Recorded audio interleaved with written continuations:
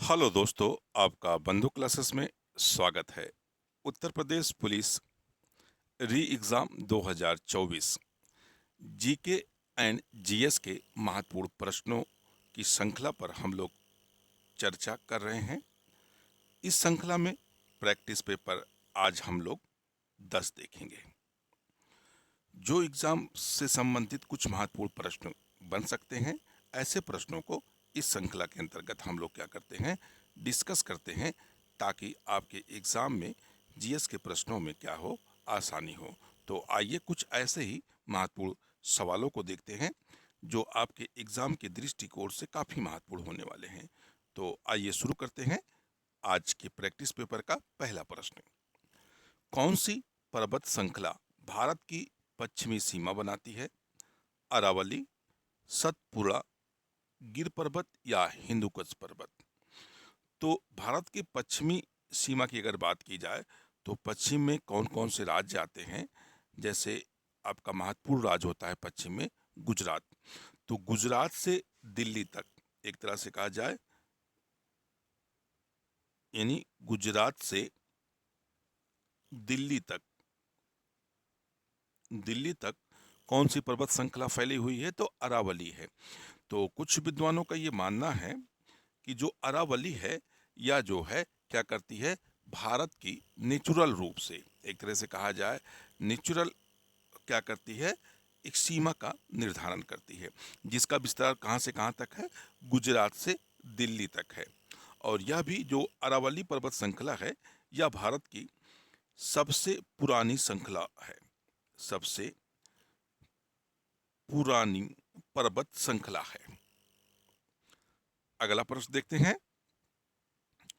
अगला प्रश्न है, शारदा अधिनियम संबंधित है विधवा पुनर्विवाह से, बाल मजदूरी से, अंतरजातीय विवाह से या बाल विवाह से? तो शारदा अधिनियम जो है यह किससे संबंधित है? बाल विवाह से संबंधित है। इस अधिनियम के अंतर्गत क्या हुआ गया था, क्या किया गया था कि जो विवाह की आयु थी वह निर्धारित कर दी गई थी, जिसमें लड़कियों की 14 वर्ष, 14 वर्ष और बालक की कितनी वर्ष कर दी गई थी? 16 वर्ष कर दी गई थी। आइए अगला प्रश्न देखते हैं। अगला प्रश्न है, 7 टीलों का शहर सिटी ऑफ सेवन हिल्स कहाँ स्थित है? न्यूयॉर्क में, रोम में, बेल्जियम में या सैन फ्रांसिस्को में? तो 7 टीलों का शहर जिसे हम लोग सिटी ऑफ सेवन हिल्स के नाम से जानते हैं, वर्तमान में यह इटली की राजधानी रोम में स्थित है। तो आपका राइट आंसर क्या हो जाएगा? बी वाला आपका राइट आंसर हो जाएगा। अगला प्रश्न देखते हैं।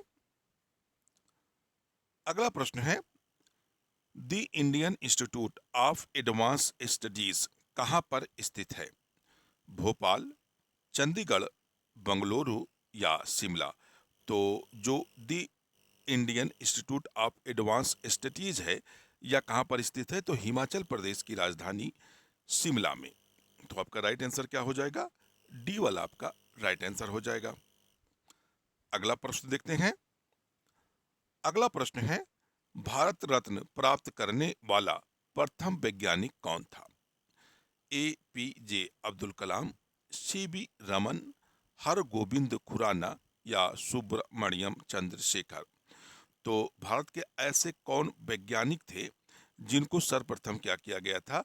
भारत रत्न से नवाजा गया था। क्योंकि यहाँ प्रथम की बात की जा रही है तो आपका राइट आंसर बन जाएगा CB रमन, यानी आपका बी इज राइट आंसर हो जाएगा। APJ अब्दुल कलाम भी एक वैज्ञानिक थे, इनको भी भारत रत्न से सम्मानित किया गया था, लेकिन ये क्या थे, भारत के पहले वैज्ञानिक नहीं थे जिन्हें भारत रत्न दिया गया था। क्योंकि सब जो भारत के पहले वैज्ञानिक थे जिन्हें भारत रत्न दिया गया था वह कौन थे? CB रमन थे। APJ अब्दुल कलाम जो थे वैज्ञानिक के साथ साथ ये क्या थे, भारत के राष्ट्रपति भी रह चुके हैं। भारत के क्या रह चुके हैं? राष्ट्रपति भी ये रह चुके हैं। अगला प्रश्न देखते हैं। अगला प्रश्न है, मेरिल लिंच है हैती का एक पूर्व शासक, प्रशांत महासागर का सबसे गहरा भाग, दक्षिण अफ्रीका का एक मरुस्थल, एक विदेशी बैंक। जो मेरिल लिंच है या क्या है, सिर्फ एक कंफ्यूजन के लिए इस प्रश्न को कभी कभी आयोग के द्वारा पूछा जाता है, जबकि यह एक सीधा सा क्वेश्चन है। ये क्या है, एक विदेशी बैंक है। जो मेरिल लिंच है ये क्या है, एक विदेशी बैंक है। यानी आपका राइट आंसर क्या हो जाएगा, डी वाला आपका राइट आंसर हो जाएगा। अगला प्रश्न देखते हैं।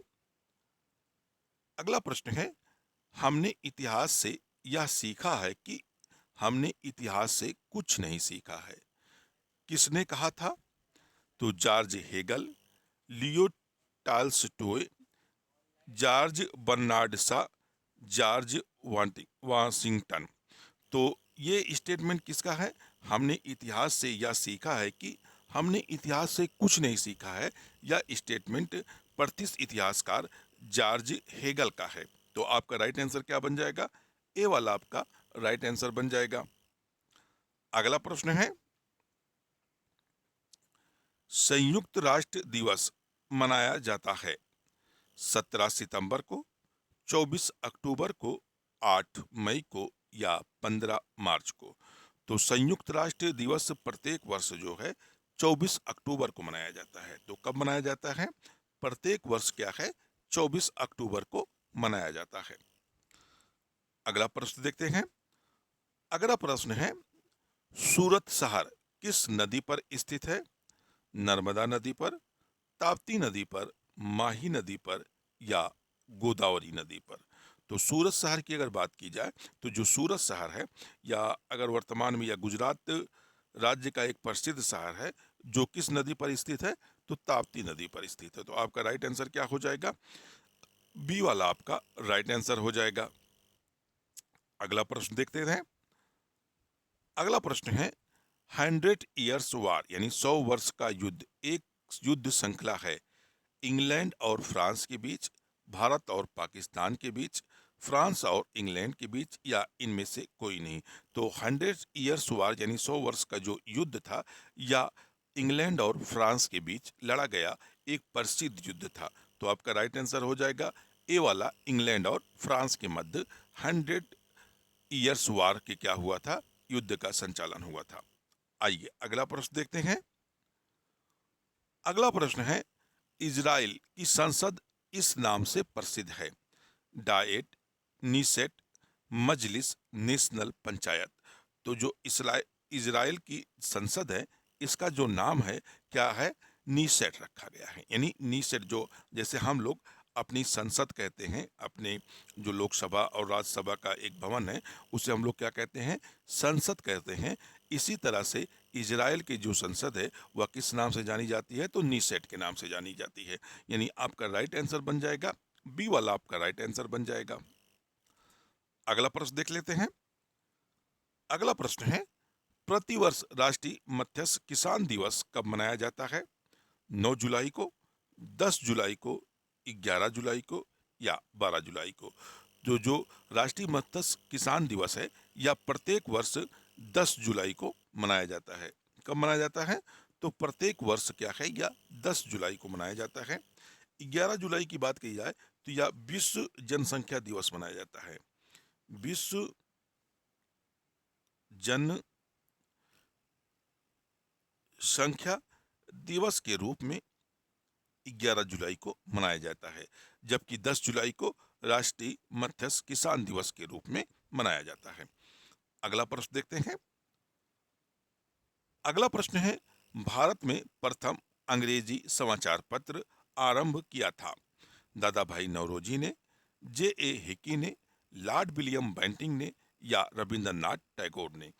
तो जो भारत का प्रथम अंग्रेजी समाचार पत्र था, या किसके द्वारा प्रकाशित किया गया था? तो जे हिकी ने इस पत्र को क्या किया था? प्रकाशित किया था। तो आपका राइट आंसर बन जाएगा बी वाला, आपका राइट आंसर बन जाएगा। अगला प्रश्न देखते हैं।